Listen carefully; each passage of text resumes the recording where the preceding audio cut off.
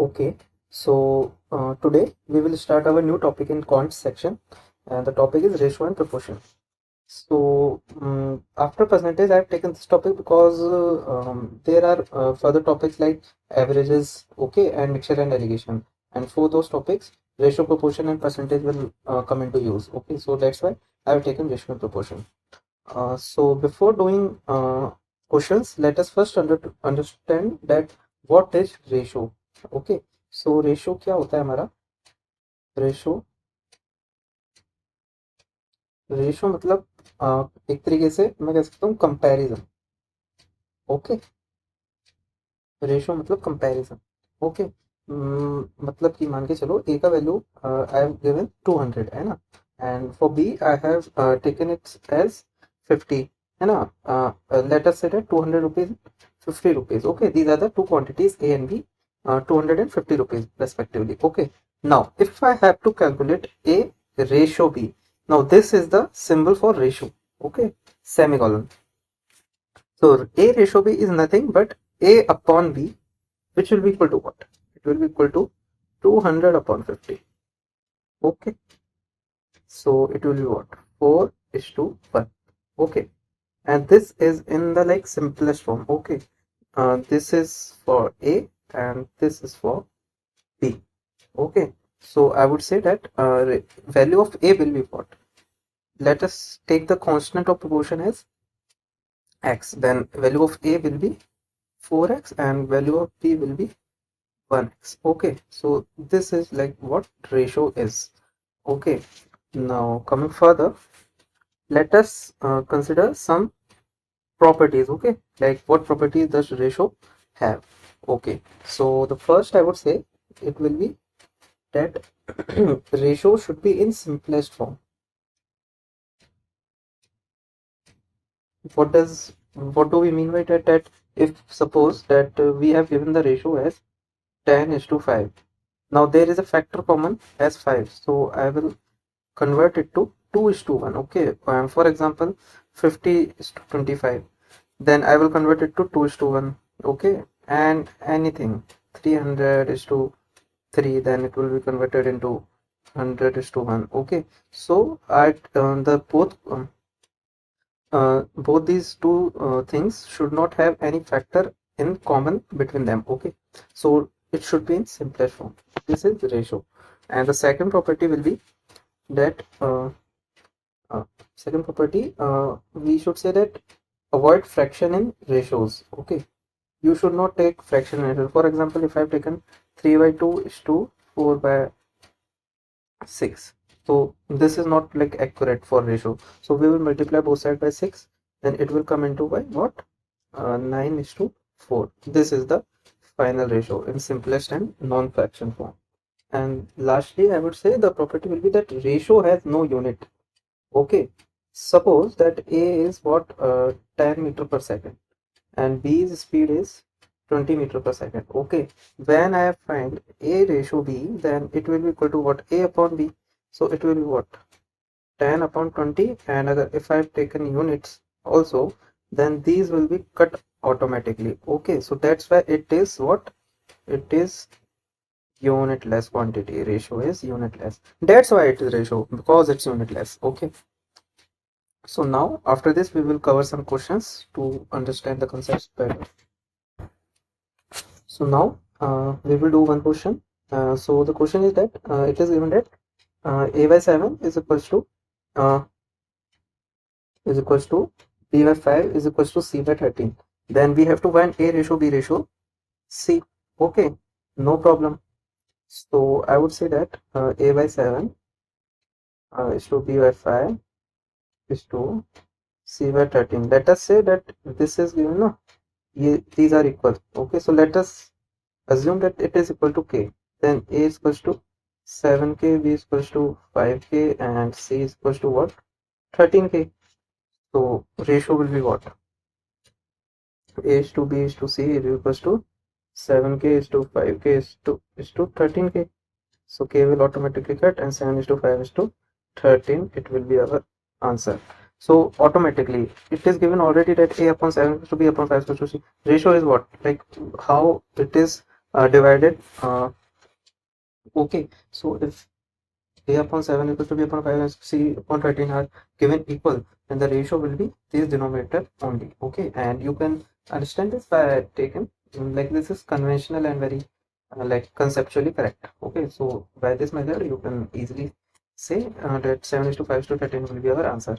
And for first, because we are doing this for the first time, इसलिए हम अभी ऐसे कर रहे हैं. ओके, नहीं तो आप जब देखोगे इसको डायरेक्ट तो मतलब आप धीरे धीरे थोड़ी सी प्रैक्टिस के बाद आप सीधे कह दोगे 7:5:13 यहाँ पे ए रेशो बी रेशो सी होगा. ओके, सो अब हम एक सेकंड क्वेश्चन करते हैं हमारा. So question is given like 3a is equal to 4b is equal to 5c. Okay, no problem. Let us assume this is equal to k, then a is equal to what? K by 3, b is equal to what? K by 4, and c will be equal to what? K upon 5. Now I will find the ratio. Okay, so I will up now ratio should not be in the fraction form, so I will take the LCM of 5, 3 and 4. So what will be their LCM? Their LCM will be 20, I should say 60. 5 into 4, 20, 20 into 3, 60. So I will multiply it by 60. So it will be 20 is to k, so will automatically remove. Okay, so 20 is to 15 is to 12 by 60. So this will be our answer. So how do we have solved this question? I have simply that this is given equal now. This is given equal. Okay, so I have assumed this to be equal to k. So now a will be what? K by 3, b will be k by 4, and c will be k by our ratio this. So now it is in fraction form. So I've taken the LCM 3, 4 and 5, which will be what? 60. So I have multiplied by 60. So this will be our answer. Okay, so now we will do our next question. So it is given that a ratio b is what? It is 3 is to 4. Okay, no problem. Now b ratio c is given, and it is given what? 8 is to 9. Okay, no problem. Now we have to find a is to b is to c. Okay, so we will observe here that यहाँ पे जो B है वो common है. ठीक है, तो मैं क्या करता हूँ, ये जो चीज़ है इसको सेम बना दूँ तो मैं इनको एक साथ रख पाऊंगा. तो मैंने क्या किया, यहाँ पे ये 8 है तो मैं इसको 8 बना देता हूँ, तो मैं इसको मल्टीप्लाई बाय 2 कर देता हूँ ए रेशो बी को. ओके, कोई चेंज नहीं होता रेशो, तो ये क्या हो जाएगा 6:8 हो जाएगा, एंड ये है 8:9. Now it has become common. तो अब मैं ये नहीं बोल सकता कि ए रेशो बी रेशो सी मेरा 6:8:9 होगा. क्यों? क्योंकि भाई बी कॉमन आ गया. अब बी की वैल्यू 8 है तो सी की अगर बी 8 है तो सी, अब आप ये देखो ये बी फिक्स है मेरा, बी अगर 8 तो सी क्या होगा भाई? सी होगा 9. एंड अगर बी 8 है तो ए क्या होगा? ए होगा 6. ओके, तो ये ऐसे मेरा आ गया 6:9. ये हमारा आंसर होगा. एक बार और देख लेता हूँ. यहाँ पे बी अब मेरे को कॉमन दिख रहा है, तो मैंने क्या कहा कि यहाँ पे जो बी का रेशो है मैं उसको सेम बना देता हूँ. तो ये 4 और 8 है, तो मैंने कहा इसको मैं 8 बना देता हूँ.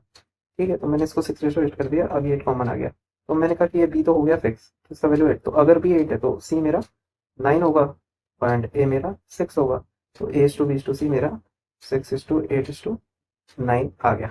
ओके ओके, तो अब हमारा एक और रेशो है. इससे पहले हमने लाइक रेशो दे रखे थे तो H to B to C निकाला था. उसमें दो रेशो दे रखे थे, जैसे H to B B to C दे रखा था, तो हमें एच टू सी निकालना था. ओके, बट अब यहाँ पे क्या हुआ है, यहाँ पे हमें एच टू बी निकालना है, और ये H to B to C and C to D हमको गिवन है क्वेश्चन के अंदर. ओके, अब अगर मैं इसको कन्वेंशनली बिल्कुल जैसे मैंने एच टू वाला किया था जिसमें मैंने बी को सेम किया था. ओके, तो ये भी जैसे मैं बताऊँ आपको एक बार, H to B to C and C to D. अब इसमें क्या करेंगे, पहले बी को सेम कर लेंगे, तो यहाँ से ए बी सी आ जाएगा. ए बी सी आ गया, फिर इसके बाद अपन सी को कर लेंगे सेम, तो फिर ए बी सी डी आ जाएगा.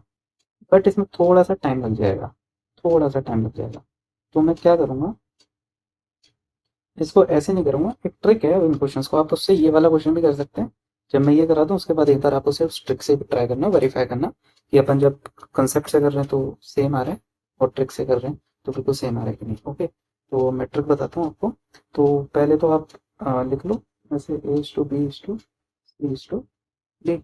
अब सारे रेशो लिख लो। आप ए इज टू बी दे रखा है 2:3, बी इज टू सी दे रखा है 1:2, सी इज टू डी दे रखा है 5:2। ओके, क्या हुआ, अब अपने पास कुछ ब्लैंक स्पेसेस हैं यहाँ पे, यहाँ तो यहाँ पूरे कॉलम के अंदर। ओके, ये ब्लैंक स्पेसेस हैं। अब इन ब्लैंक स्पेसेस को मुझे भरना है। ठीक है, मैंने कहा कि भाई जो ये पास वाली वैल्यू ना ब्लैंक स्पेसेस के, वो भरनी है। मतलब कि भाई इस ब्लैंक स्पेस के पास क्या है 3, इस ब्लैंक स्पेस के पास क्या है 3 भर दिया मैंने। इस वाले ब्लैंक स्पेस के पास क्या है 1, इस वाले ब्लैंक स्पेस के पास क्या है 2, इस वाले ब्लैंक स्पेस के पास क्या है 5, इस वाले ब्लैंक स्पेस के पास क्या है 5। भर ब्लैंक स्पेसेस। अब नाउ क्या करना है अपन को, तो अपन को ये जो है ना वर्टिकली ए के नीचे जो है वो मल्टीप्लाई करना है। 5 into 1 into 2 which is 10, and B के लिए 3 इंटू 1 इंटू 5 इज 15। ओके, तो 6 5 का 30, एंड 6 2 जा 12। तो ये अब हमारा रेशो है। This is our answer. आप कंसेप्चुअली भी चेक कर सकते हो भाई, मैंने कहा करा दूंगा कंसेप्चुअली में। चलो लो, लेट्स डू इट। ठीक है, मेथड टू क्या दे रखा है भाई, रेशो। हाँ, रेशो दे रखा है 2:3।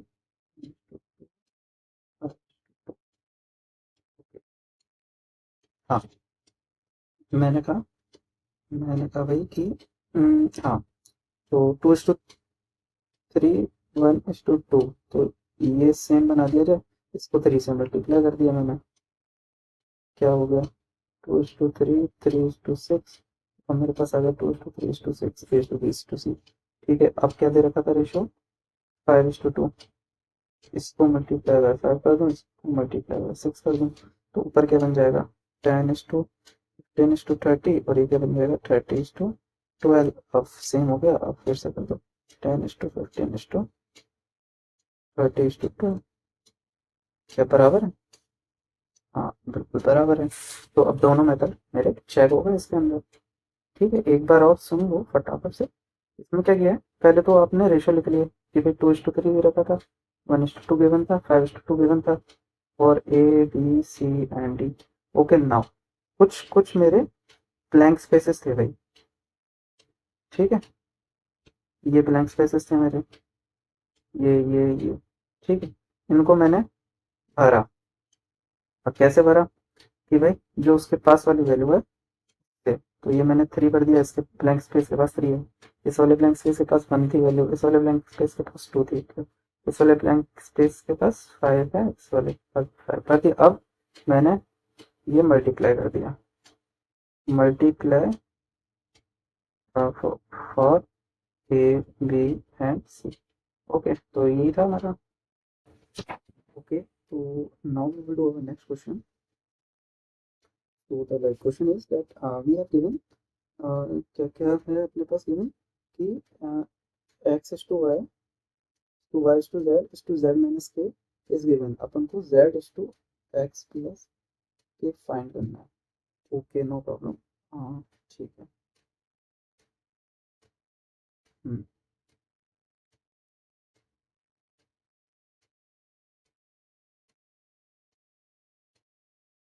ठीक है भाई।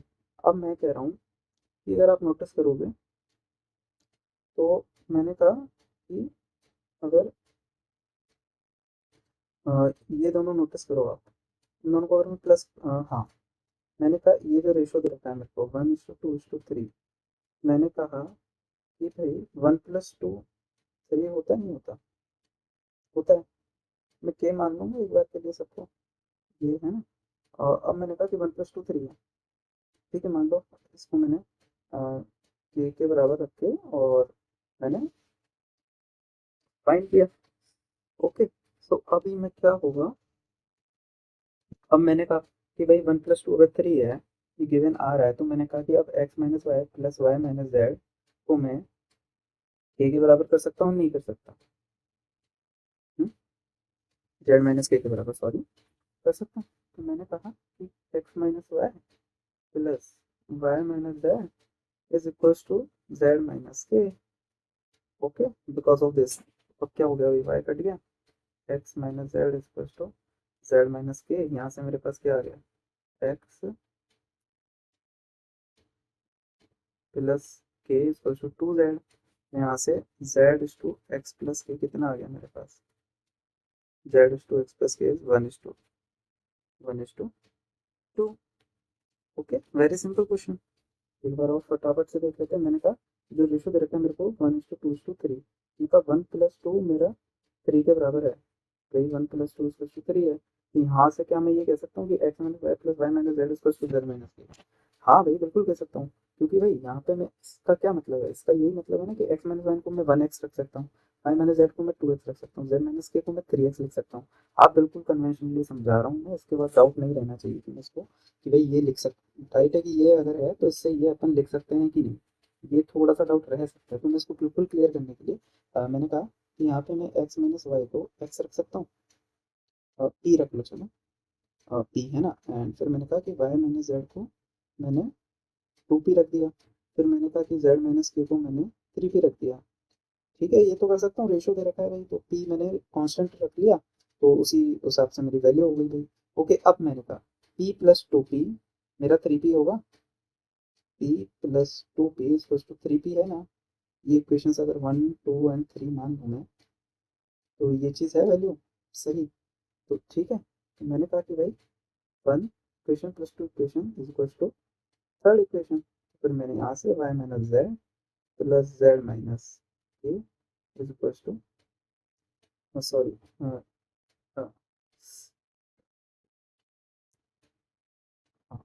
मैंने कहा कि भाई यहाँ से मैंने कहा कि भाई एक्स फर्स्ट इक्वेशन से है X minus Y plus Y minus Z आ गया second equation, and third equation क्या है भाई, Z minus K. Left hand and right hand side मैंने इक्वेट कर दिया, राइट हैंड साइड का सम बराबर है तो लेफ्ट हैंड साइड का भी तो सम बराबर होगा, तो मैंने ये लिख दिया भाई। तो यहाँ से मेरे पास आ गया X minus Z is equal to Z minus K, from here I got, हाँ, जेड उधर आ जाएगा, तो X plus K is equal to 2z, तो यहाँ से Z is to X plus K मेरा 1:2। ओके, नो डाउट, अब तो कोई डाउट नहीं रहा। Okay, so now our next question is ratio of monthly income of X and Y is given, and it is what 3:5. Okay, X Y है ना, okay, and income का दे रखा है तुमको ratio which is 3:5, no problem, and ratio of expenditure दे रखा है भाई, expenditure ratio is given as 1:2. Okay, no problem. Ratio of their saving पूछी है अपन से, मैंने कहा कि मेरे पास कुछ सेविंग होगी। Okay, no problem. अब मैंने कहा कि सेविंग कितनी होगी।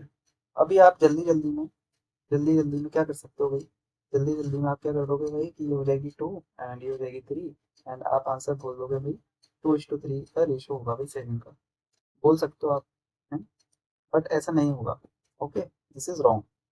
Y why this is wrong, so this is wrong, क्योंकि भाई मैंने कहा कि भाई मैंने कहा कि भाई इनकम का रेशियो दे रखा है मेरे को, मैंने कहा कि यहाँ पे मान लो कॉन्स्टेंट ऑफ रेशियो मेरा एक्स है, एक्सपेंडिचर का मेरे को 1:2 दे रखा है, तो यहाँ पे मेरे को वाई लेना पड़ेगा, अभी सेम थोड़ी होगा यहाँ पे। तो मैंने कहा कि जब ये चीज़ें हैं, तो मैंने कहा कि भाई एक्स वाई मेरा, तो इनकम मेरा क्या होगा यहाँ पे, income and expenditure and saving. Okay, तो मैंने कहा कि अगर मैं यहाँ पे एक्स रखता हूँ और वाई रखता हूँ, तो मैंने कहा कि एक्स की जो इनकम है वो मैंने कहा कि 3x है, एंड वाई की भी 5x होगी। अब एक्सपेंडिचर मेरा एक्स का कितना होगा भाई, 1y होगा, and for y it will be 2y। Okay, no problem. तो अब यहाँ से सेविंग क्या होगी मेरी, यहाँ से मेरी जो सेविंग है वो भाई 3x माइनस वाई 4x हो गई, एंड और y it is 5x minus 2y। तो अब ये तो मेरा डिटरमाइन नहीं हो सकता ना, तो जो इसका सॉल्यूशन होगा वो अभी कांट डिटरमाइन, 2:3 नहीं होगा, वही यहाँ पे 2 रख दो, यहाँ पे 3 रख दो, 2:3 answer, this is wrong. Very very. Okay, तो मैंने बस यही है इस क्वेश्चन के अंदर। मैंने बस आप गलती ना करें इसलिए क्वेश्चन दिया है कि भाई यहाँ पे कान डिटरमाइन होगा, आंसर क्यों होगा भाई, क्योंकि यहाँ पे कांस्टेंट ऑफ प्रोपोर्शन मेरा कुछ एक्स मानो तो यहाँ पे एक्स नहीं होगा, यहाँ पे वाई होगा। तो यहाँ पे एक्स है तो यहाँ पे वाई होगा भाई। तो यहाँ से अपन के पास ये 3x एंड 5x आ गया, ये वाई एंड 2y आ गया। तो यहाँ से जो सेविंग निकाली मैंने उनका रेशो। अभी अपन अब कुछ और इन्फॉर्मेशन गिवन होती तो अपन इस क्वेश्चन को आगे सॉल्व करते हैं, बट अभी मैंने इतना ही रखा। ओके, तो अब अपन तो अपना नेक्स्ट क्वेश्चन करते हैं। ये थोड़ा सा ठीक क्वेश्चन है, आप थोड़ा सा ध्यान से समझिएगा। तो 3 person A, B, and C spends 80%, 85%, 75% of their salaries. Okay, no problem. And the sum of their salaries is 72,000. Okay, and the savings are in the ratio this. Savings का ratio भी मैंने salary of A पूछी है मेरे से, and मैंने कहा sum of the salary 72,000 given है, and ये है मेरा expenditure. Okay, ये तो हो गया भाई क्वेश्चन को खोलना, कहने में क्वेश्चन कह जाती है। ठीक है, समझ लिया भाई, क्वेश्चन में जो गिवन है वो मैंने इन्फॉर्मेशन देख ली।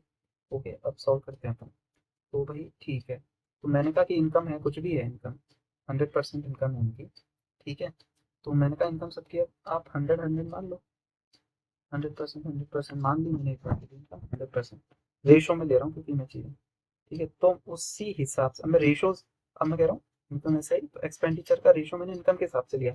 तो भाई ये 80 होगा, 85 होगा, ये मेरा 75 होगा। ठीक है, नो प्रॉब्लम। अब पहले इसको सिंप्लीफाइड फॉर्म में लिख लो। तो मेरा ये कितना हो जाएगा भाई, ये हो जाएगा मेरा 5:4। ये मेरा कितना हो जाएगा भाई, हाँ, किससे काटो, 5 से काट दो आप, तो 20 एंड 5। ठीक है, एंड ये और कर दो, ये कितना हो गया मेरा 4:3 हो गया। ये हो गया मेरा इनकम, ये हो गया एक्सपेंडिचर। अब मैंने कहा मैं सेविंग लिखूंगा भाई, सेविंग के माइनस कर दो, तो 1 हो गई, 3 हो गई, 1 हो गई। ठीक है, no problem। अब मेरे को एक बार थोड़ी सही थी ना, मैंने कहा ठीक है, इनकम एक्सपेंडिचर सेविंग, ठीक है, 1, 3, 1, 5, 4, 20, 17, 4 ठीक है, ये था मेरा ए, ये था मेरा सी। आप ये मैं समझना कि मैंने यहाँ पे ये भाई कि 100 सेम लेकिन नहीं, मैंने कहा 100% है, तो अगर इनकम 100% है मेरी, तो उस हिसाब से तो मेरा एक्सपेंडिचर होगा वो 80 होगा। तो ये ऐसे ये रेशो लिया है, तो उस हिसाब से मैंने सेविंग लिखी। तो यानी कि ये जो पूरा रेशोज है ना मेरे, ये सब कैसे चल रहे हैं भाई, ये रेशोज मेरे यूँ चल रहे हैं भाई, ऐसे ऐसे ऐसे, डाउन द लाइन जा रहा है रेशो। ये 5:4:1 में बटा हुआ, 20:17, तो 4:3:1 में बटाए, ना कि ओके, कि भाई वो 100 सेम की ले ली, सेम नहीं लिया तुमने, ऐसे है। ठीक है भाई, अब क्या करें, अब लेकिन मेरे को तो जो रेशो दे रखा है मेरे को सेविंग्स का, वो मेरे को 8:9:20 दे रखा है, ये दे रखा है ना, 8:9:20। यस, ठीक है, नो प्रॉब्लम। 8:9:20 मेरे को भी बन दे रखा है रेशो सेविंग्स का। ठीक है भाई, अब मैंने क्या कहा, इसको बना दो आप 8, 8 बनाना है तो 8 से मल्टीप्लाई कर दिया, तो भाई 40, 32, 8, ये बन गया मेरा ए। बी को 9 से मल्टीप्लाई करना, बी को 9 बनाना है, 1 2 3 कर दूँ। ठीक है, 1 2 3 कर दो इस पूरी लाइन में, तो बन गया 60, 7 3 51, एंड ये बन गया मेरा 9। इसको बनाना है 21 को, तो इंटू 20 कर दूंगा, 24 से कितना हो गया 80, 60, एंड ये 20 हो गया मेरा। ये थी मेरी सेविंग, ये थी मेरी इनकम, और ये क्या था भैया मेरा एक्सपेंडिचर। ओके, हो गया ये, सेविंग क्या होती है, इनकम माइनस एक्सपेंडिचर। अब ये मेरा इसी फॉर्मेट के अंदर आ गया, इसी फॉर्मेट अगर ये आ गया, तो अब मेरे को कुछ गिवन दे रखा है क्वेश्चन। क्या गिवन दे रखा है कि sum of salaries is given as 72,000। Income क्या है ये सम है, तो यहाँ से यानी कि मतलब 40x plus 60 plus 80x is equal to 72,000, है ना। ये कितना हो गया भाई, 80, 60, 140, 140, 40, 180, यहाँ से x कितना आ गया, 72,000 डिवाइडेड बाई 180। यहाँ से ये कितना आ गया भाई, 18,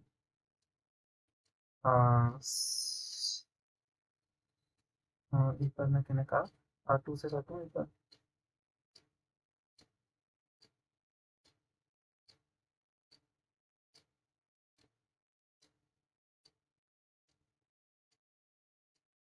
18 तो डायरेक्ट चल जाता है ना, 18 इंटू 4।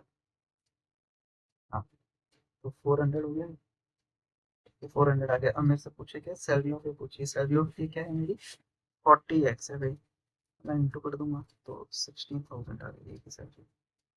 अब एक बार फिर से समझ लेते हैं, ये थोड़ा सा ठीक क्वेश्चन है, ये थोड़ा सा ठीक है।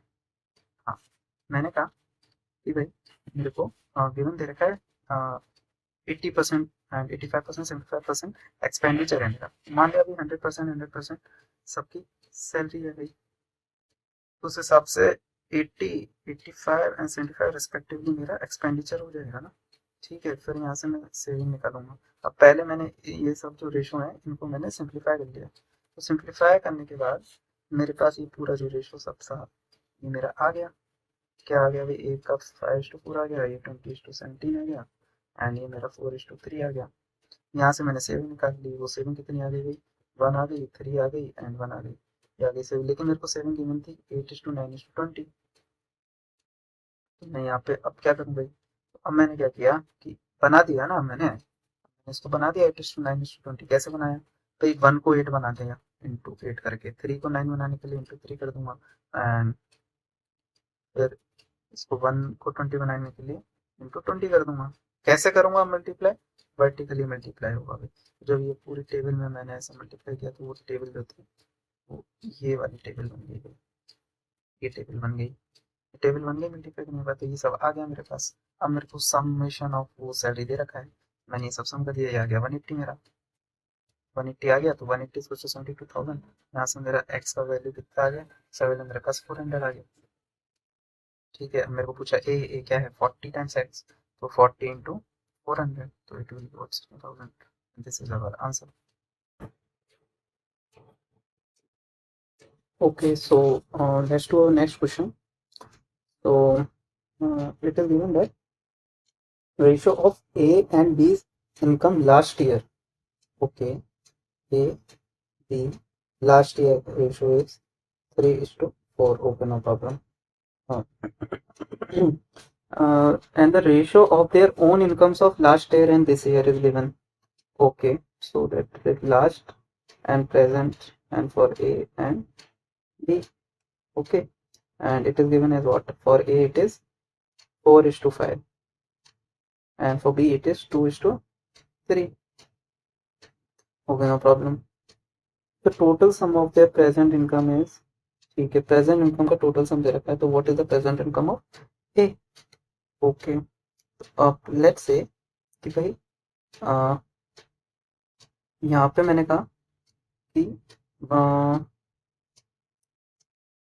जो ये है मेरा ए का जो लास्ट ईयर इनकम 4 है, मेरे पास 4 गिवन है, लेकिन यहाँ पे तो 3 गिवन है, तो मैं सेम कर लूँ क्या, जिससे मेरे को आसानी हो जाए, है ना। तो मैंने कहा ठीक है भाई, अब इसको अपन सेम कर लेते हैं, ए और बी का जो लास्ट ईयर का दे रखा है सेम कर लेते हैं अपन। सेम कर क्यों रहे हैं, सेम इसलिए कर रहे हैं कि जिससे भाई अभी अगर मैं कुछ मैंने कहा कि अगर मैं अभी total sum of the present income, okay, मैंने कहा कि मेरे को ये दोनों जोड़ने हैं, लेकिन मेरे को अभी रेशो कैसा दे रखा है, मान लो अगर इसका रेशो एक्स में आएगा और इसका वाई में आएगा, तो 4x, तो ये तो हो गया 9x ए का लास्ट ईयर प्रेजेंट का सम, लास्ट प्लस प्रेजेंट का सम है, लेकिन वो तो लास्ट प्लस प्रेजेंट का, बट लास्ट प्लस प्रेजेंट के सम का मैं करूँ क्या, मेरे को गिवन क्या है भाई, मेरे को गिवन है कि भाई ए प्लस बी का प्रेजेंट, भाई प्रेजेंट का दे रखा है यानी कि ये, बट इनको तो मैं कर नहीं सकता हूँ ना,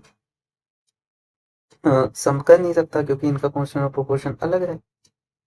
ठीक है भाई, तो अब मैं क्या करूँ, तो इसलिए फिर मैंने क्या किया भाई, मैंने कहा कि यहाँ पे लास्ट ईयर का 3:4 ए बी का दे रखा है, इसको यूज करके अब मैं इधर अगर मैंने ये 3 और 4 बना लिया, अगर मैंने ये 3 और 4 बना लिया तो वो प्रेजेंट का उसी रेशो में आएगा भाई। क्यों, अगर ये एक्स से रिलेटेड है और ये इस एक्स से वो रिलेटेड है, तो वो भी एक्स मान लो पी में चला गया, चलो इन दोनों का पी में बन गया, लेकिन वो जो पी होगा ना वो एक्स की टर्म्स में ही होगा, तो वो कट जाएगा। ठीक है, तो इसलिए मैं इसको उसमें बदल रहा हूँ। तो ठीक है, अब कर देते हैं। तो अब भाई 4 को 3 बना दो, 4 को 3 कैसे बना दूँ, 3/4 से मल्टीप्लाई करके, तो वो वाला रेशो क्या बन गया, 4 इंटू 3/4 तो 3 बन गया, एंड 5 इंटू 3/4 मेरा कितना हो गया, 15/4 हो गया। हाँ भाई, तो ये बन गया मेरा 15/4। अरे यार, 15/4, हाँ 15/4 हो गया। ये हो गया ए का। अब बी को बना दो भैया। वो बी को क्या बना दूं, बी को जो 2 है, 2 को 4 बना दो, यानी इंटू 2 कर दूं। इंटू 2 कर दिया था, तो अब ये बन गया 4, और ये बन गया मेरा 6। ठीक है भाई। हाँ जी, ये थी एल, ये थी पी, प्रेजेंट ईयर। अब भाई क्या गिवन है, अब मेरे को प्रेजेंट ईयर का सम गिवन है। अब मैंने कहा ये 3 4 तो रेशो में आ गए। मैं यानी कि मैंने कहा कि भाई ए की मान लो 3x है, ठीक है, तो बी की क्या हो जाएगी भाई, बी की 4x हो जाएगी। ठीक है भाई, अब ये तो रेशो लास्ट प्रेजेंट ईयर भी रेशो में है ना भाई, रिलेशन 4:5 का। बिल्कुल है भाई, इंटू 4 कर दो आप, देख लो अभी, चेक कर लो, इंटू 4 करते ही कितना हो जाएगा, 12 हो जाएगा, 15। फिर मैंने 3 से काट दिया, 4:5 का रेशो है, यानी कि ये तो मेंटेन्ड है अभी भी, तो इनमें भी रेशो है। तो मैंने कहा कि अगर ए 3x है, तो लास्ट ईयर की इनकम अगर 3x है, ये है लास्ट ईयर की, तो प्रेजेंट ईयर की कितनी होगी भाई, हाँ 15/4x, यानी कि 15x/4। एंड बी की क्या होगी, 6x होगी भाई, क्योंकि अगर ये 4x है तो ये 6x होगा। तो भाई ये एक टेबल आ गई मेरे पास, है ना।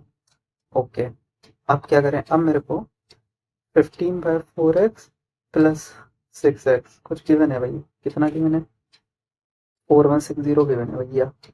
Okay, no problem. तो अब यहाँ से मेरे पास कितना, ये कितना हो गया, 24 प्लस 15x/4 = 4160। और मेरे को पूछी क्या है भाई, मेरे को पूछी तो ए की इनकम है, ए की ए की प्रेजेंट ईयर ना, ए की प्रेजेंट ईयर इनकम, जो कि कितनी है भाई, जो कि है 15/4x। ठीक है, तो ये यहाँ से मेरा x कुछ आएगा, x कितना आएगा, x आएगा मेरा 4160 इंटू 4/24 प्लस 15, यानी कि 39। ठीक है, अब मेरे को चाहिए था कितना, मेरे को चाहिए 15/4x, तो मेरी जो एक सैलरी होगी वो कितनी होगी, 4160 इंटू 4/39 इंटू 15/4।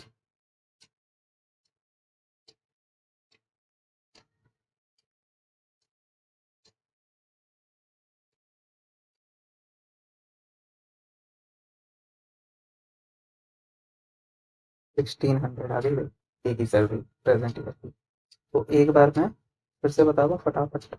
हाँ, मैंने कहा कि मेरे को लास्ट ईयर का ए एंड बी का जो रेशो है इनकम का, वो 3:4 गिवन है।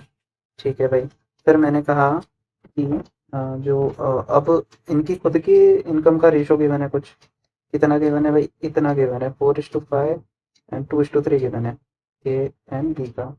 ठीक है भाई, कोई दिक्कत नहीं। अब मैंने कहा कि अब मेरे को प्रेजेंट ईयर का सम दे रखा है, ये कुछ 5x एंड 3y, यानी 5x प्लस 3y का मेरे को सम दे रखा है 4160,000 रुपीज, 4160 रुपीज। ओके, तो अब मैंने कहा कि बट इनको तो सेम कॉन्स्टेंट प्रोपोर्शन में लाना पड़ेगा, तो ठीक है भाई। तो मैंने कहा ये जो 4 है और ये जो 3 है, इनको मैं इक्वल कर देता हूँ, और इसको मैं 4 कर देता हूँ।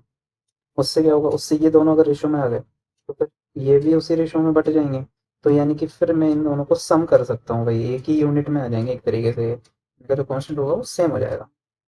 ठीक है भाई, तो इस 4 को 3 बनाने के लिए मैंने इंटू 3/4 कर दिया 4 में। ठीक है, तो ये बन गया 3, और 5 इंटू 3/4 15/4 हो गया। ठीक है भाई, ये हो गए रेशोज। ठीक है भाई, और फिर इसको 4 बनाने के लिए इंटू 2 कर दिया, तो ये आ गया 4, ये आ गया 6, ये आ गया 3, ये आ गया 15/4। अब मेरे को 15/4 प्लस 6, इसका वैल्यू मेरे को पता है कितना है भाई, 4160, यहाँ से आ गया अभी कितना। तो अब सॉल्व करने के बाद एक्स का वैल्यू आ गया, एक्स का आ गया, मेरे को चाहिए ए का प्रेजेंट ईयर, यानी 15x/4 का वैल्यू चाहिए, तो एक्स का वैल्यू आ गया, तो इंटू 15/4 कर दूंगा, तो मेरे पास 15x/4 यानी कि प्रेजेंट सैलरी ऑफ ए मेरे को मिल जाएगी, जो कि है ये आई अपने पास, आंसर है अपना। ओके, सो अपन नेक्स्ट क्वेश्चन देखते हैं। ये भी इंपॉर्टेंट क्वेश्चन है, एग्जाम्स में बहुत आते हैं कॉइन्स के क्वेश्चन। अब पे कॉइन्स के क्वेश्चन कैसे आ सकते हैं कि भाई मैंने कहा कुछ वैल्यू दे दी कि भाई कि भाई टोटल कुछ कुछ इस प्रकार के 5 रुपए के 10 रुपए के इनके कॉइन्स है, और ये कुल मिला के जब टोटल को सम करेंगे तो ये 300 रुपीज का अमाउंट कर रहे हैं भाई। तो ऐसे कुछ क्वेश्चन दे दिया। फिर या फिर हमने कहा कि नंबर ऑफ कॉइन्स बता दिए कि भाई इसके इतने कॉइन्स है, इसके इतने कॉइन्स है, अब फिर कुछ क्वेश्चन दे दिया। इस टाइप से रहते हैं क्वेश्चन। अपन ये वाला क्वेश्चन देख लेते हैं। ठीक है भाई, ये वाला क्वेश्चन क्या कह रहा है कि भाई मेरे पास एक तो 1 रुपी का कॉइन है, एक अपने पास 50 पैसे के कॉइन्स है, और एक अपने पास 25 पैसे के कॉइन्स है। ठीक है, ओके नो प्रॉब्लम। अब मैं इसको रुपीज में लिख लूँ, तो ये कितना हो गया भाई, मेरा हाफ हो गया, ये कितना हो गया 1/4 हो गया 1। ओके, अब वैल्यूज का रेशो दे रखा है। ठीक है भाई, वैल्यूज का रेशो दे रखा है, यानी कि अगर मैंने कहा कि ये अमाउंट कर रहा है 13x, है ना भाई।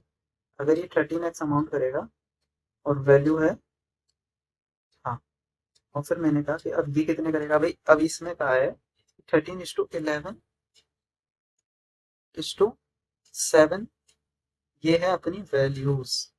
तो अगर ये वैल्यू है मेरी, तो फिर मैंने कहा कि नंबर ऑफ कॉइन कितने होंगे भाई, नंबर ऑफ कॉइन कितने होंगे। तो मैंने कहा कि भाई वैल्यू मैंने नीचे लिख ली। मैंने कहा कि भाई वैल्यू है 11x, ये है कितने 7x, और इसके कितने होंगे 13x। ठीक है, तो अगर 13x मेरा वैल्यू है 1 रुपए के कॉइन्स का, मैंने कहा number of coins of 1 rupee coin मैंने मान लिया कि भाई p है, p इंटू 1 रुपीज। 13x 2 रुपये इंटू 1 रुपी, यहाँ से 13x आ गया। फिर मैंने कहा कि क्यों ना क्यों 50 पैसे की क्यों कॉइन्स है मेरे पास, अमाउंट कितना करे, अमाउंट करंट 11x। मैंने कहा कि 11x टू वैल्यू कितनी है भाई, हाफ है ना, हाफ इंटू क्यों, क्यों यहाँ से कितना आ गया, 22x आ गया, 22x आ गया। फिर मैंने कहा कि इसके निकालने तो 1/4r equal to what, equal to amount कितना कर रहा है 7x, यहाँ से 28x आ गया। ठीक है भाई, ये था वैल्यूज। ये आ गया मेरे पास नंबर ऑफ पॉइंट्स। अब मेरे को नंबर ऑफ पॉइंट्स का सम दे रखा है भाई, क्या दे रखा है 378 दे रखा है, यानी कि 13x plus 22x plus 28x, it is what, it is 378। यहाँ से x कितना आ गया मेरा 378 डिवाइडेड बाय 20 40 50 60 63, तो 378 डिवाइडेड बाय 63, ये कितना हो गया मेरा 6 आ गया भाई। x is equal to 6। मेरे से पूछ रहे हैं नंबर ऑफ 50 पैसे कॉइन, नंबर ऑफ 50 पैसे कॉइन कितने हैं भाई, नंबर ऑफ 50 पैसे कॉइन इज 22 है। तो 50 पैसे के कितने कॉइन्स होंगे, 50 पैसे के मेरे पास कॉइन्स होंगे 22 into 6, which will be what 110 plus 22, यानी कि 132 coins. This will be our answer. ठीक है भाई, एक बार थोड़ा सा जल्दी से एक होगा देख लेते हैं कि भाई मैंने कहा मेरे को 1 रुपीज के कॉइन है, 50 पैसे के कॉइन है, 25 पैसे के कॉइन्स हैं। अमाउंट देख लिया, ये हाफ रुपीज होगा, ये कितने में रुपीज में देख लिया। ठीक है, और ये हो गया 1। ठीक है, नो प्रॉब्लम भाई, 1/4। अब मैंने कहा कि भाई मेरे को कुछ ये दे रखा है, ये है भाई अमाउंट, वैल्यू दे रखी है किस रेशो में 13:11:7, 13:11:7 के रेशो में मेरे को वैल्यू दे रखी है। तो मैंने उनकी वैल्यू लिख दी एक्स मान के, तो 13x हो गई, 11x रख दी एंड 7x रख दी। ठीक है भाई, है ना, मैंने कहा 13x 11x 7x। ओके भाई, ठीक है। अब मैंने कहा कि अगर 1 रुपीज के कॉइन 13x हैं, 1 रुपीज के कुछ कॉइन्स हैं, नहीं पता कितने कॉइन्स हैं, मैंने कहा p कॉइन्स हैं, p कॉइन्स है 1 रुपीज के। ठीक है, p कॉइन्स इंटू कितने के 1 रुपीज के, अमाउंट कितना कर रहे हैं वो 13x कर रहे हैं, तो p की वैल्यू यहाँ से कितनी आ गई 13 रुपी 13 आ गई ना, तो यहाँ से 13 आ गया p। ठीक है, फिर मैंने कहा क्यू कॉइन्स है 50 पैसे के, मैंने कहा क्यू कॉइन्स है 50 पैसे के, 50 पैसे अमाउंट कितना करते हैं हाफ रुपीज, कितने कॉइन्स हैं 11x कॉइन्स हैं, क्यू कितना आ गया भाई 22 आ गया, ये 22 रख दिया। ऐसे ही ये 1/4 रुपीज के कितने आर कॉइन्स हैं, अमाउंट कर रहे हैं 7x, 7 × 4 28 कॉइन्स हो गए मेरे 25 पैसे के। अब मेरे को इनका सम दे रखा है 378 दे रखा है, तो मैंने ये कर दिया, ये इक्वेशन है, यहाँ से मेरे पास x इक्वल टू 6 आ गया। फिर मेरे को पूछा है 50 पैसे के कॉइन्स, वो है 6 है, 6 इंटू सॉरी वो है मेरे पास 22x, तो 22 तो 6 मेरा, ये मेरा आंसर आ गया। Okay, so now we will do our next question. So ratio of total salary of men and women in a factory is 4:3. Okay. So total salary of man upon total salary of woman is given as 4:3. So I should say that 4x and 3x for man and it is for woman. Okay, okay. Now the ratio of salary of a man and a woman is 5:3. Okay, so salary of man upon salary of woman is 5/3. Okay, so therefore 5/3y. This is for man and this is for woman. It is what? One man, one woman, and this is total. Okay, okay, no problem. Now, ratio of man and woman in the factory. Okay, ठीक है. So now ratio of man and woman. So now I know that total salary will be what? Total salary will be what? Total salary will be salary of one person into number of person. Okay, okay, this is true. So if this is true, then according to this, I can say that according to this, okay, so total salary of man will be what? Total salary of man equal to salary of man into, let's say there are n number of mans. Okay, and here total salary of woman equal to will be what? Salary of woman into W. Correct. Now I have given total salary of man. I have written it as 4x. Okay, and I have written total salary of woman as 3x. No problem. And the salary of man, I have written it as 5/2 and divided by. I have written the salary of woman. It is 3/2 W. So from here I got M upon W as what I got. What I got? 4/3 into 3/5, which is 4:5. So this is our answer. Okay, so once again I would explain it. So yeah, so I've given total salary of man divided by total salary of woman as 4:3. So let's say कि x यहाँ पे constant proportion है, तो total salary of man हो गई मेरे पास 4x and total salary of women हो गई मेरे पास 3x. ओके, फिर मेरे को salary of man and salary of women का रेशियो दे रखा है. क्या दे रखा है? 5:3 दे रखा है भाई. तो यहाँ से मैंने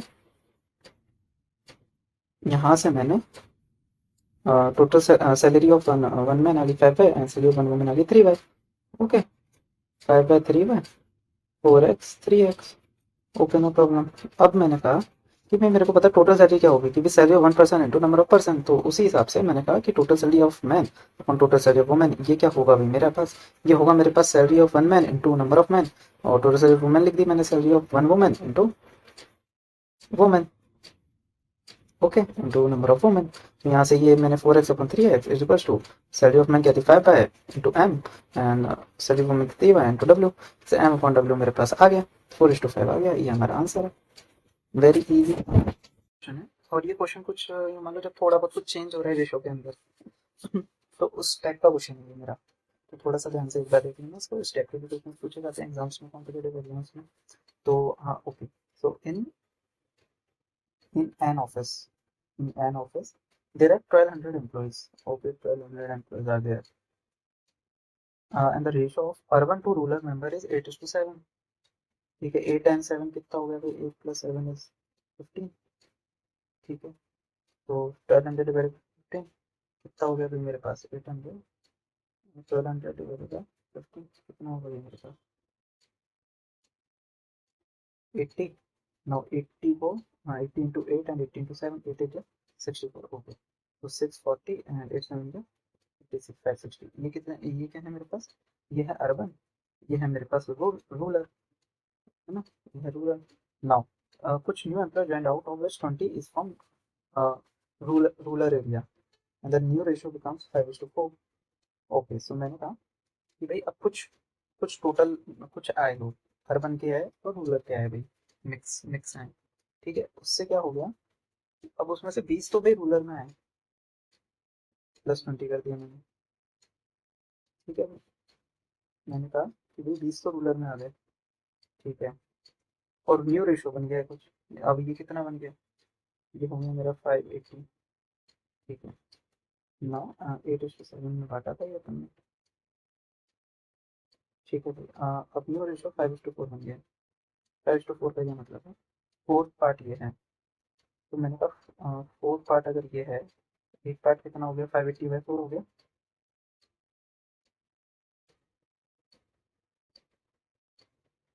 145 आ गया मेरे पास, है ना। ओके, हाँ, तो मैंने कहा कि 585/4 ये हो गया मेरा वन पार्ट। 1 मिनट हो गई है मेरी। और अब मेरे को चाहिए क्या, number of new urban members कितने हुए। ठीक है भाई, तो अब मैंने कहा कि तो फिर ये कितने होंगे अर्बन मेंबर, ये होंगे 5 पार्ट, तो मैंने इंटू 5 कर दिया इसके अंदर। ठीक है भाई, तो 145 × 5 आ गए मेरे पास न्यू अर्बन मेंबर्स। ये कितने हो गए भाई, ये हो गए मेरे 725। 145 × 5 कैसे करोगे, इसमें मतलब 1250 डिवाइडेड बाई 2, तो 725 आ गया ऐसे। ठीक है, ओके। सो अब 725 माइनस 140 कर दो तो मेरे पास आ जाएंगे कितने रहेंगे अर्बन मेंबर्स, कितना होगा ये मेरे पास, 60 20 85। 85 will be the answer. Okay, एक बार जल्दी से, मैंने कहा 1200 एम्प्लॉयज हैं, वो मैंने बांट दिया है 8:7 के अंदर।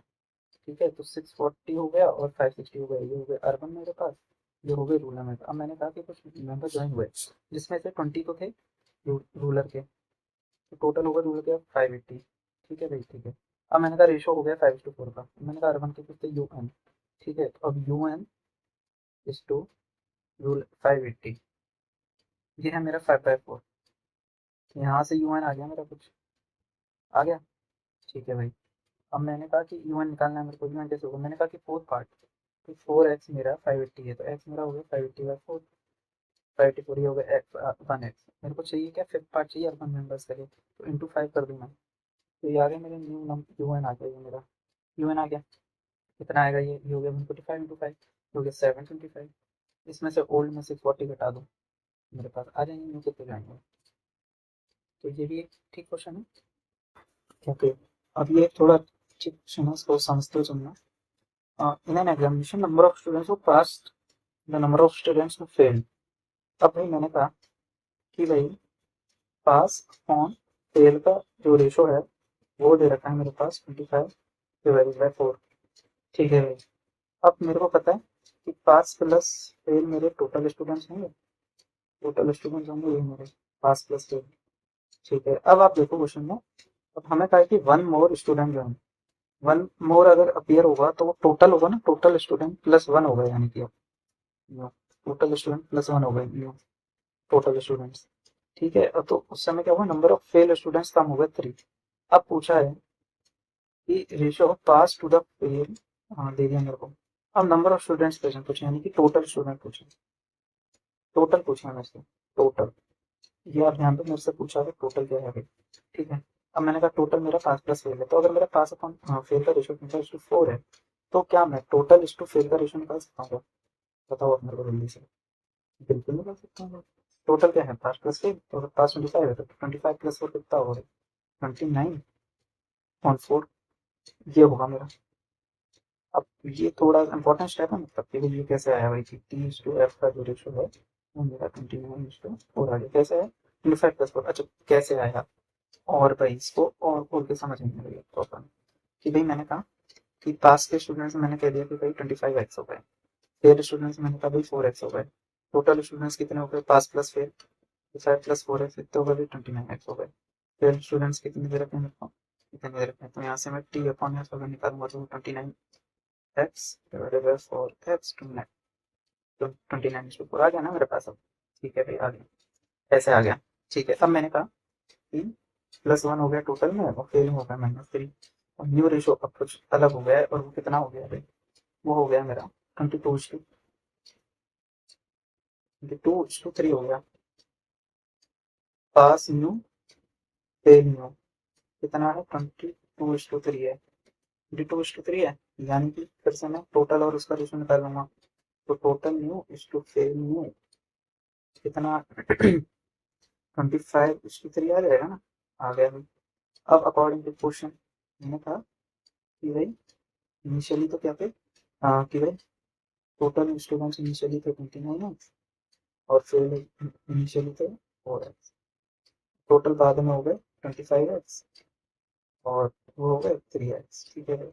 अब मैंने कहा कि एक नंबर एक पढ़ाया था 29 एक्स प्लस ये हो गए ना बाद वाले, और जो फेल स्टूडेंट्स है वो हो गए 3 कम 4x-1 और जो रेशियो है वो कितना गिवन है भाई 25/3 का गिवन है। इसको सॉल्व कर लो, तो सॉल्व करेंगे तो मेरे पास यहाँ पे आएगा 29 × 3 87x plus 3 is equal to 100x minus का 25 4x-3 है तो ये 75 होगा, ठीक है। तो यहाँ से मेरे पास 13x is equal to 75 plus 3 78 आ गया, तो यहाँ से मेरे पास x का वैल्यू क्या आ गया 78 डिवाइडेड बाई 13 यानी कि 6 आ गया मेरे पास x अगर मेरे पास 6 आ गया है तो मेरे पास टोटल नंबर ऑफ स्टूडेंट्स कितने हो गए पहले 29x के 29 इंटू 6 आएगा मेरा आंसर टोटल स्टूडेंट्स, ये कितने हो गए 29 30 इंटू 6 -6 यानी कि 180 minus 6 180 minus 6 is nothing but 174। ऐसे ही करोगे ना 29 × 6 भाई, ये सब चीजें भी इंपॉर्टेंट है फास्ट कैलकुलेशन के लिए। अब 29 × 6 आप या तो 29 × 5 प्लस 29 कर लो, पर वो भी लेंदी है, तो मैंने तो क्या कहा ये तो 30 - 1 × 6 कर सकता हूँ, तो 6 180 माइनस 6 हो गया। इतना जल्दी हो गया ना, तो ये भी ट्रिक्स एंड ट्रिक्स आपको आनी चाहिए और ये मैं आपको बताता रहूंगा टाइम टू टाइम, ठीक है। जहाँ भी मौका पड़ेगा, हो सकता है मैं कहीं पर भूल हूँ, बट आप खुद आदत डालिए कि आप जल्दी कैसे कर सकते हैं, ठीक है। और अगर ज़्यादा होगा तो मैं एक फास्ट फास्ट मैथ कैलकुलेशन की एक वीडियो निकाल दूंगा, तो वो भी आपको हेल्प करेगी, ठीक है। ओके ओके, सो हमारा नेक्स्ट क्वेश्चन है ये और ये हमारा लास्ट क्वेश्चन है, इसके बाद अपन नेक्स्ट टॉपिक में न्यू वीडियो के अंदर नेक्स्ट टॉपिक चालू कर देंगे। तो अब ये हमारा क्वेश्चन है एज रिलेटेड, इसके अंदर अपन को कुछ भी टर्म्स एंड कंडीशंस गिवन होते हैं और उसके हिसाब से अपन को रेशियो पूछा जाता है इसका, ये भी काफी इंपॉर्टेंट क्वेश्चन है in exam point of view. तो ठीक है, let's start. So it is given that father and his son is Ronit, okay. So father and Ronit, okay, उनके रेशियो में को दे रखा है, तो मैंने कहा ठीक है रोनित की एज मान लो अगर एक्स अपन ने लेट करती, तो फादर की एज क्या होगी भाई, फादर की एज होगी इट इज 3 टाइम्स मोर, यानी कि 3 टाइम्स मोर देन रोनित, ठीक है। तो 3x होगी 3 टाइम्स दिस एंड ये रोनित से 3 टाइम्स मोर यानी कि x प्लस 3, फादर की क्या होगा 4x होगी फादर की, ठीक है। तो अब रेशो क्या हो गया 4:1 का हो गया, ठीक है।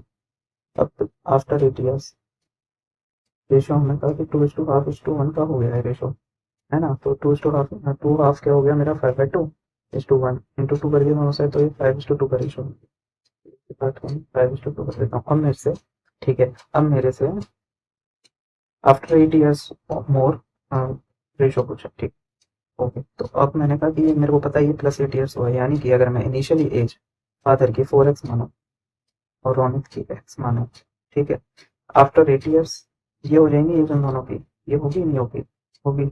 और ये मेरे को गिवन है 5/2 के इक्वल, तो मैं इसे सॉल्व कर देता हूँ